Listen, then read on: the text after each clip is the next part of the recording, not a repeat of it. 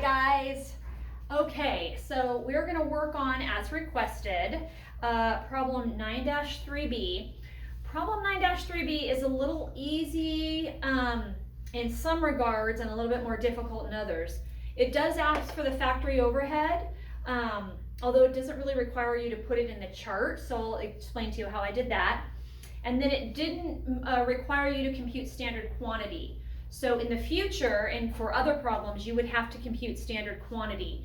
And the book refers you to how to do that, or reviews how to do that. And then I'll go over that when we meet again. But right now, I do want to complete problem 23-3B for you guys. All right. I'm on, can't tell you a page. Road Gripper Tire Company manufactures automobile tires. Standard costs and actual costs for direct material, direct labor, and factory overhead incurred for the manufacture of 4,160 tires were as follows. So we're given some information, then we're asked to do all of the variances. So how I set them up, kind of like I showed you, is we'll do one for direct materials, we'll do another one for direct labor. So I like to start this with my actual quantity times actual price. Over here is actual quantity times standard price.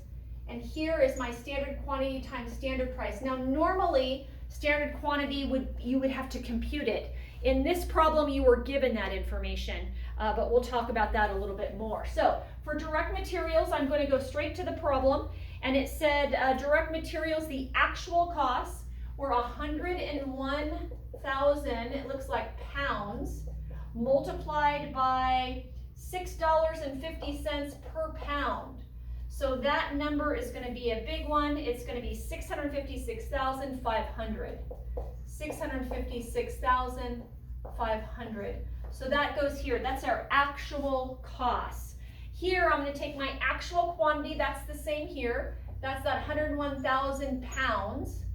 And I'm going to multiply it by my standard price. Standard price is given for direct materials at $6.40. Standard basically means budgeted as well. So that's the budgeted cost. So that amount is going to be a big number too. 646,400. And so I'm going to take the difference between the two. The difference is a more manageable number, 10,100. Remember how I told you the left, if you're dealing with these two, the left is always going to be the actual. There's two actual elements here, only one here. This is our actual, this is our standard or budget. Actual is higher than standard, meaning we paid more than we budgeted for. So this then therefore is U for unfavorable, okay? Also, this stays positive because it's this number minus this number. All right, let's do standard quantity. Now in this case, we were given the standard quantity of materials. We were given 100,000 pounds. Standard price is the same, 640. So this is going to be 640,000.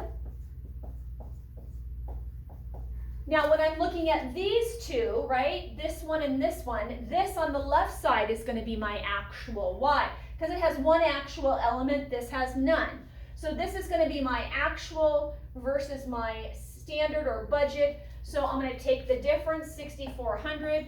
My actual is higher. This is also an unfavorable variance, okay? My total variance, like signs you add. So these are like signs, they're both unfavorable. So I'm going to add those, 16,500, unfavorable. This is my total variance for direct materials, okay? All right, I'm going to set up the same sort of thing for my direct labor. I'm going to use my same little acronym, actual quantity times actual price, actual quantity times standard price, standard quantity times standard price. All right, so back to the problem. Now I'm looking at direct labor. So direct labor, my actual cost, I had 2,000 hours, right? Direct labor is in hours at $15.40 per hour. So my total there was going to be 30,800. I'm going to use the same actual quantity here for hours, 2,000 hours. My standard price, I gotta go back to the book, it says standard cost $15.75 an hour. So when I do that math, I get 31,500. Let's get my little divider there. So now I'm dealing with these two. This is my actual, this is my standard. Looks like I actually spent less by about, what, $700? So that 700 is going to be favorable.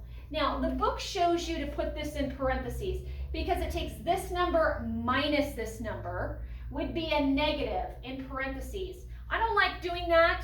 I'm not really a big parentheses person. If you wanted to put that parentheses, that's fine with me. I think 700 favorable tells that it's a favorable variance. I don't need the parentheses. All right, now we're over here to standard quantity. Standard quantity was given direct labor hours of 2,080 hours times standard price. That's the same price, $15.75. This math here is going to be $32,760. Dollar sign there. I'm now looking at these two, so this is going to be my actual, this is my standard or budget. My difference there is going to be $12.60, also going to be favorable. I have like signs. My like signs are going to be $19.60, favorable, and that's my total labor variance, okay?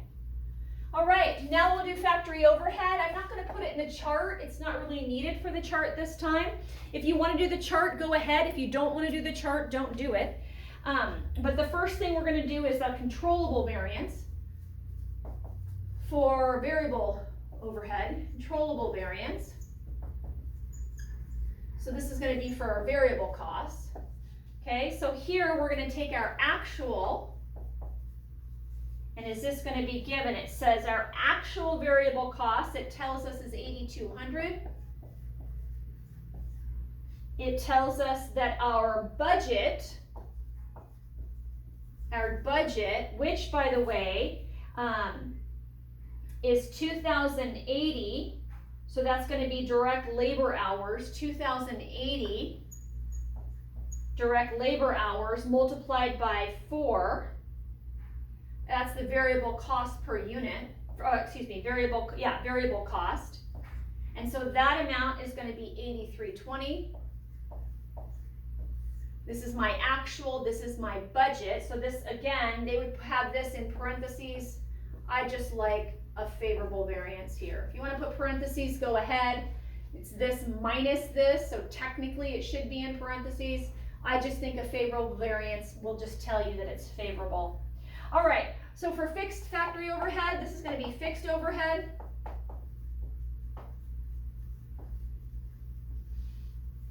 Again, we have the normal capacity. We had to do a little bit of reading here. I am the worst speller.